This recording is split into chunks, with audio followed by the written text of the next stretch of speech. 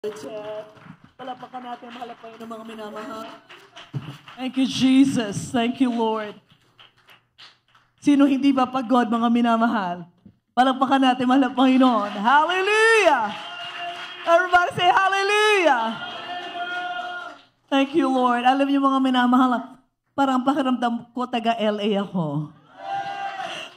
Hallelujah! Thank you, Jesus. Hallelujah. We greet you all in the name of the Lord. Hallelujah. We give double honor and respect to our beloved honorable parents in the Lord, mga minamahal. Without their prayers, walang LA Church. Everybody say amen. Hallelujah. Mga minamahal, hindi ako magtatagal. You can sit down. Hallelujah. Thank you, Lord. Dahil mga minamahal, for all of you na hindi pa nakakaalam, marami tayong mga apostolic churches dito na mahal ang ating gawain, and they love the choir and the mimers. So kahapon kumanta ang ating mimers, kumanta ang choir sa Santa Maria. And sabi ng mga beloved preachers, mga beloved pastors doon, sabi nila, Bishop Ephraim Valverde, sabi nila, hindi the same pag wala ang choir doon sa kanilang conference. Dahil dinadala daw natin ang anointing. Everybody say amen. Everybody say amen. Hallelujah. Sabi ng mga Panginoon, open your mouth and worship Him. Sabi ni David, taste and see that the Lord is good. Open your mouth to worship Him. Taste and see that the Lord is good. Out of your belly shall flow rivers of living water. Pag ikay anak ng Diyos, mga minamahal, you cannot help but clap your hands. You cannot help but sing to the Lord. Everybody say amen. Hindi lahat may boses katulad ni Brother Jeff. Hindi lahat nagpapaawit katulad ating mga awit dito. Hindi lahat mga soloists. Hindi lahat ang boses katulad ni Brother Raymond. But I want to worship the Lord with my hands. Palakpakan mo, Panginoon. With my voice. Hallelujah! When you go home, minsan sabihin mo, bakit parang malukot pa rin ako? Baka hindi ka umawit ng even one song today. Alam niyo mga minamahal, I was standing there. Ang sabi ko, mahal Panginoon, when in-invite tayo ngayon ni Pastor Liel, Ronaldo Liel at Bell Gardens. Ang sabi nila, please come, please sing, and bring the mimers. Alam niyo mga minamahal, so since kumanta ang ating mga awit, Brother Enzo, Brother Jeff, kumanta ang youth choir, sabi ko, ay, ang ganda ng kanta na yun, papakantahin natin doon sa Bell Gardens. Kumanta ang youth choir, sabi ko, ang ganda ng kanta, yun ang kakantahin. Pagdating ng choir, adults choir, ang daming kanta, Lord. Lahat kasi anointed. Palakpakan mo man ang Panginoon. Palakpak na pasasalamat. Every song that I heard today spoke to my heart. Dahil I came here empty. I said, Malang Panginoon, punuin mo uli ang aking sasidlan. Lord, fill me once more. Dahil pag lagi kang busog ng sanlibutan, you're gonna come in the house of God. You're empty. You're full, so you don't need anything anymore. Pag busog ka na, hindi ka nakakain. Ulit-ulit. But when you're hungry, you want to be filled. Everybody say amen. Palakpakan mo, Malang Panginoon. Sinong nabusog sa araw na ito? Hallelujah. Mga minamahal. When the choir sang, welcome to the family. We are so glad you came to give your life, to spend your life with us, to share your life with us. Kung nandito ka sa bahay na Malang Panginoon, dito sa Los Angeles, sa California, San Francisco, sa Tennessee, sa Toronto, wherever you are in Texas, in New York. Sabi ng Malang Panginoon, when you become part of the family of God, you are spending your time your life. You're sharing with your life sa kapwa mo, kapatiran. Everybody say amen. You're sharing your life. Kaya nagiging ilaw ang LA Church. Hindi lang dito sa ating lugar. Anong lugar to? Carson. Sa Bell Gardens, nagiging ilaw ang ating Los Angeles Church. Everybody say amen. Everybody say amen. Pag sinabi ko say, everybody say amen, si Brother Raymond lang naririnig ko. Everybody say amen. Glory, glory to God. Hallelujah. Narinig ko nung kumakanta daw si Brother Raymond dun sa dagat, yung mga isda na lumalapit. Alam niyo anong isda sa spiritual? Kaluluwa. So when you worship the Lord with all your heart, with all your soul, lalapit ang kaluluwa sa iyo. Palakpakan mo, Panginoon. Baka 30 years ka na nasa LA, hindi pa alam ng kapitbahay mo, Kristiyano ka. Bakit pag nagpupuri ka, hallelujah, praise the Lord, sobrang tahimik, walang nakakarinig. Alam niyo mga minamahal, 16 years na kami sa aming bahay. No, 12 years pala, 12, 13 years. Yung aming kapitbahay, hindi conservative sa kanyang political views. Yung buong family na yan, mga Katoliko. Pero bawat linggo, dahil Monday ang pick-up ng trash sa Evansville, Indiana. Every Sunday night, alam nila, nasa church kami. Pagdating namin ng bahay, dahil alas 6, alas 7 na kami darating ng bahay, yung aming basura, nandoon na, nilalabas niya. Grabe mahal ang Panginoon. Sabi mo, Lord, napakabuti mo mahal ang Panginoon. Alam nila, araw-araw kasi nagpupuri, Lord, I love you, God. Umiiyak ako in the presence of God. Nakabukas ang bintana. Siguro sabi, ano ba nangyayari kay Ana? Pero naramdaman nila ang presence of God. The more you get to know the Lord, the more you want to talk about Him. The more you fall in love with Him, the more you want to share the goodness of God. You cannot help but share. So when you come here, you want to share your life sa beloved brethren. Kaya very important, mga minamahal, that you be careful. Yung ating words are powerful.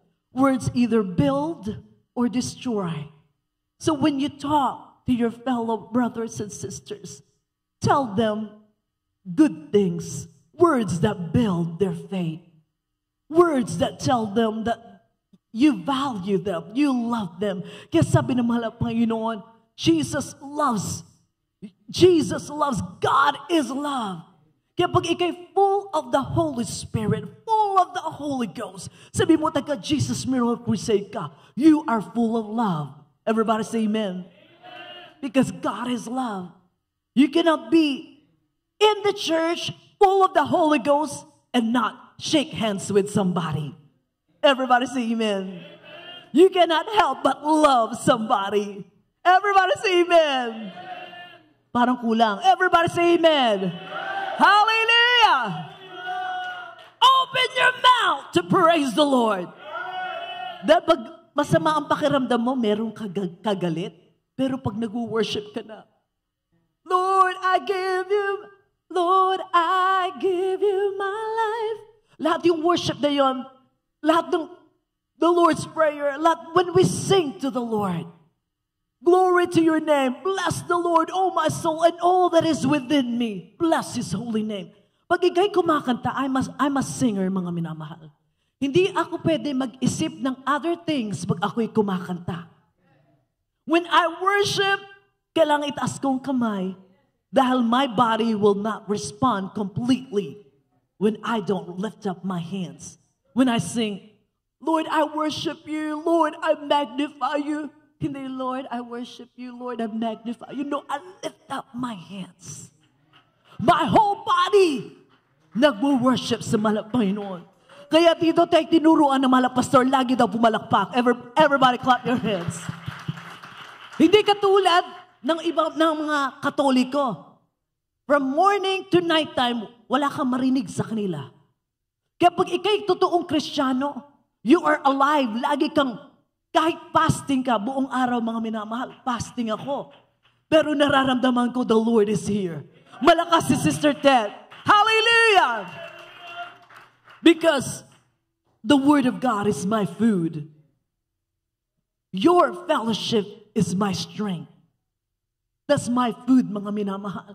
So I cannot be in Los Angeles on a Sunday and not be in the house of God. Everybody say amen. Hallelujah. I just wanted to share, mga minamahal, how blessed I am while I was standing there worshiping. 40 years ago, when we started, 45 years ago, yung maliit pa lang ang church, ang there is mama, there is papa, lagi kaming nasa harapan. Right, Kuya Bong? Lagi kaming nasa harapan, mga minamahal. Kaya hindi pwedeng tumayo, hindi pwedeng lumingilungan, dahil kitang-kita ka na everybody. So here, na bago, nasa likod na kami. Kaya mga kapatiran, very, very disciplined ang kapatiran. Pero pag wala kami, kahit wala kami mga minamahal, you're disciplined to love, to share, to worship the Lord. Palakpakan natin, wala Panginoon. Hallelujah. So while I was standing there, sabi ko, malak Panginoon, yung mga awitin na ito, hindi alam ng mga beloved brethren, you're speaking through the words that we sing. Kaya very careful, there is mama and there is papa, sa mga awitin ng choir. We cannot just sing any song, mga minamahal. We cannot just pick one song for the children's choir, for the youth choir. Kailangan galing sa mahal na Panginoon, kailangan God focus. Dahil maraming songs na ngayon, wala kang mararamdaman presence of God. Why? Sinulat yun para mabenta. Hindi sinulat dahil they were anointed by God. So when the choir is singing, worship the Lord, mga minamahal, in the beauty of His holiness. Everybody say amen. Everybody say holiness. Everybody say holiness. Hindi ka pwedeng magpakabanal-banal. Hindi pinaglalaroan ng holiness. Because holiness, sabi ng mahal na Panginoon, He is holy. So we should be holy like Him. Holy living, mga minamahal, hindi nasa damit. Holy living is what's inside of you. Comes out of you. Everybody say amen. So meaning, wala kang kagalit. In the church of God, lahat ay best friend mo. Sinong lahat best friend dito? Palakpakan ng mahal na Panginoon. Everybody is your best friend. Everybody say hallelujah. Everybody say praise the Lord. Palakpakan natin mahal na Panginoon musicians. Palakpakan natin mahal na Panginoon. All saints of God. Hallelujah. I love the Lord, mga minamahal, in Los Angeles. Dahil if you don't know yet, mga minamahal, 30 years ago, nang ako'y pinadala ng There's Papa and Mama, pumayag ang There's Papa and Mama, pumunta ako ng Bible College. It was the church in LA na ang nag-care sa akin. They took care of me when I was still a teenager. Hindi pala teenager. I was already 19. So, hindi pa ako married noon. Kaya special ang Los Angeles sa amin. Amen? Church. And I thank the Lord for each and every one of you. Dahil kung walang Los Angeles, mga minamahal, walang kumbaga oasis, Sister Ted, in America. For a long time, naging oasis ang Los Angeles sa amin. We thank the Lord for the church here. You are my family. Everybody say amen. You are my family, mga minamahal. Every one of you, there was my beloved parents in the Lord, but there was Papa and Mama. They prayed for you. So every time you testify, you're lifting up the name of the Lord. There's something that's missing in the American church.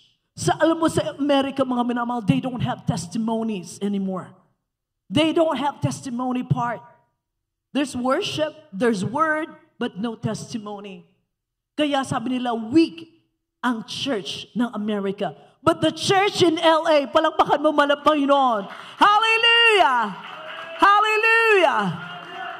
Hallelujah! You are full of the Holy Ghost. Hallelujah! It's a church that is revived because that what comes out of us galing sa mahal na Panginoon when we worship the Lord kanina pang 9 o'clock.